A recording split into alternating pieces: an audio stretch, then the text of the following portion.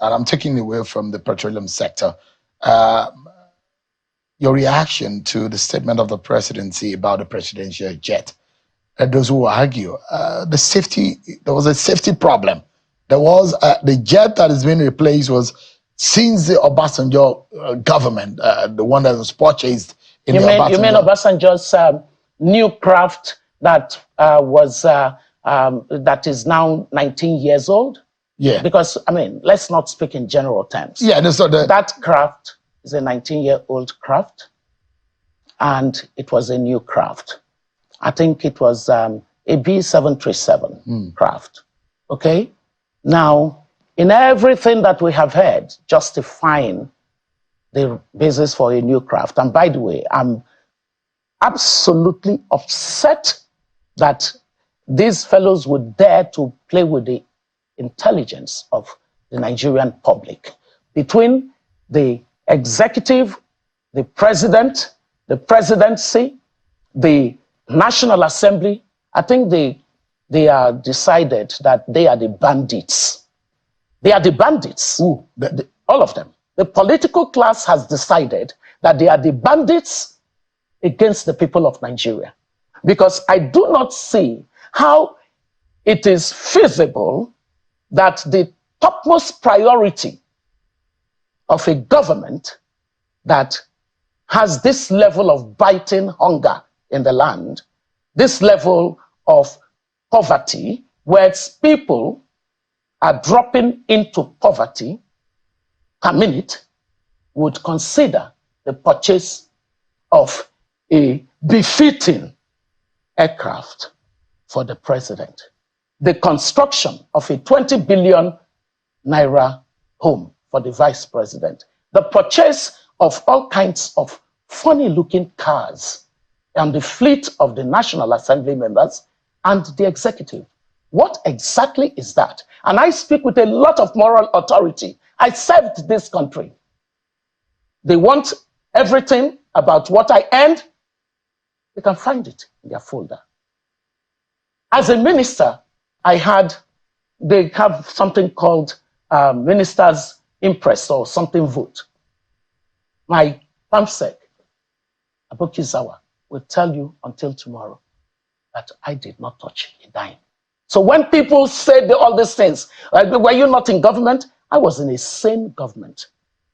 I wasn't in a government that watches women screaming, Ebin Kwawa, we're hungry, we haven't eaten. People used to do 0, something or 1. Today, families write and say, our children haven't eaten in the last 3 days because we just cannot afford the prices in the market. When inflation is at 40%, it erodes the poor. It literally, look, central banks exist to manage inflation. Can you blame the presidency? This is the explanation of the presidency. I am very upset. The recommendation, yes, according to Bayo Onanuga, says the recommendation to replace the B737. Who is Bayo Onanuga? Is a special advisor to the president on information and strategy.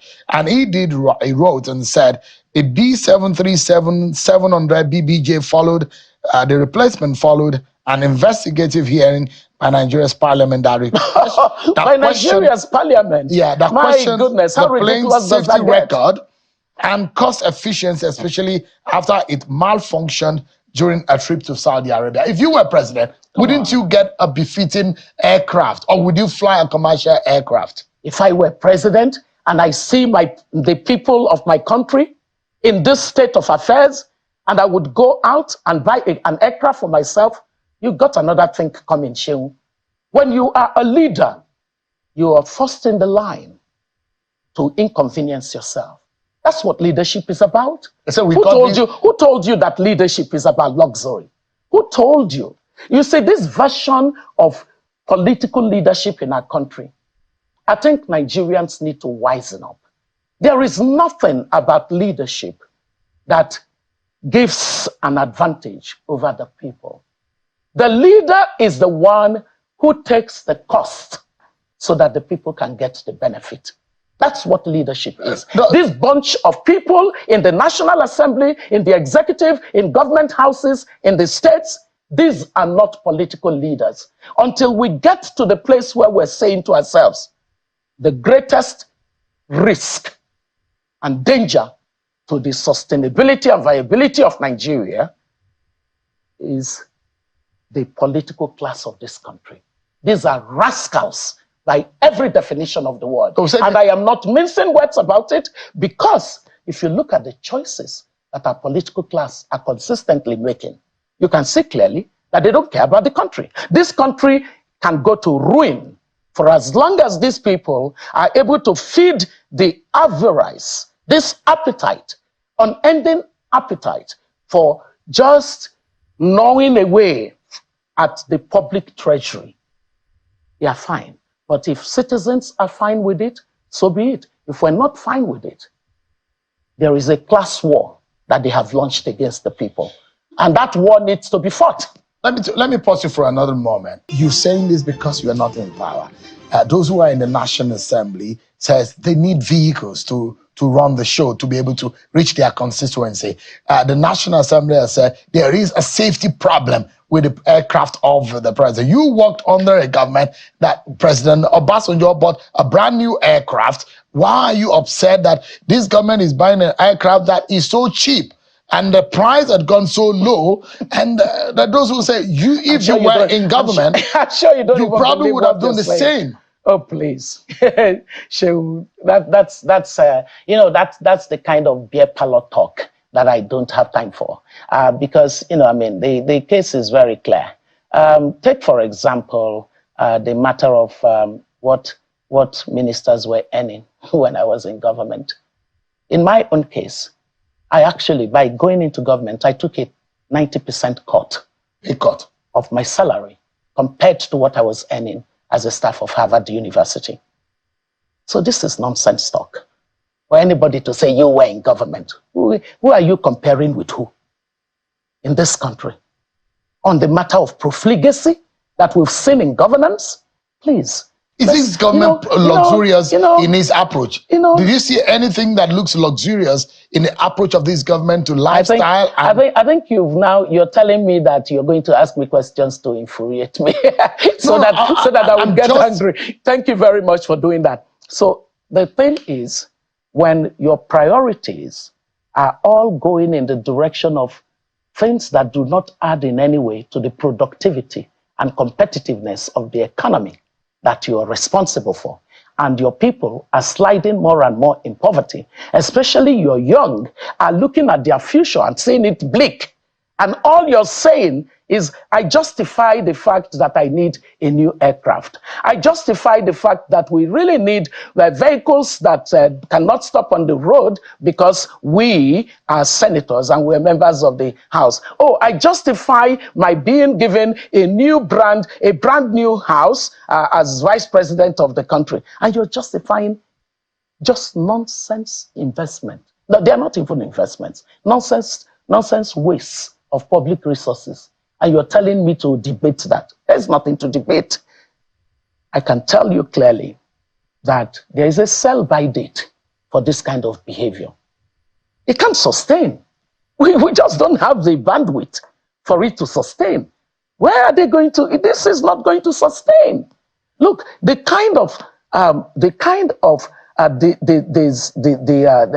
divergence that exists right now, where the political class think that they belong, it's almost like we're running a fiefdom. So we've got this sense of all of the few of them that are in office are thinking of it as, this is our empire, and we give to the head of the empire whatever he wants. The president wants the toy of a new aircraft. So what do you think happens? The National Assembly pretends to itself, and they even dare to say to us that they did some investigation. Well, what investigation did they do? Let them share it with us. What is wrong with transparency? And to think that you bought a 14-year or 15-year-old craft, that as you're the third recipient, user of the craft you bought, and you tell us this long story, and then you go buy an Airbus. there's something wrong with delusion. You know, this is delusional because it means that our political class, they are seeing themselves as being in a class that they don't belong to. I said it when we were in government to my colleagues. I would say to them, you know, we haven't produced the kind of a country that can compare with Singapore. If the Singaporean minister comes out and is saying certain things, he has every right, or she has every right to say it. But we, with the misery around us, we can't indulge. So for people to indulge, Shehu, please don't cut this kind of slack for anybody. There's nothing in the expenditures that have happened. And by the way, the critical thing for this country is a restructuring of this country. The truth is that happen. Look, listen, with a credible, legitimate, transparent, honest set of actions, we can get the conversation toward restructuring this country. And by the way, don't think that restructuring is a long-term objective. Oh, we have to finish running the economy. Part of the reason that they can mess up in the way they are doing is because of the structure that they operate. Dr. Ezekwesili, I just have 60 seconds, literally 60 seconds yes. to go. There is going to be a possibility of a 10-year J term for those who refuse to sing the national anthem. You had said you were not going to at some point at an event, but it's been withdrawn now. No, I don't sing the new national anthem. No, I don't believe in that. I sing the national anthem that basically represents the country based on the legitimacy process. Now, they did a national anthem in the covers of the night. Between the National Assembly and the president, they did not follow the constitutional procedure for changing an act. It's in the Constitution. They did not. They basically negated all the provisions. And so, as far as I am concerned, it's my personal choice. When we stand up to sing the national anthem, I sing, "Arise, O compatriots." Is it compatriot-like if you're not abiding by the law? No, this is not. This is an illegality.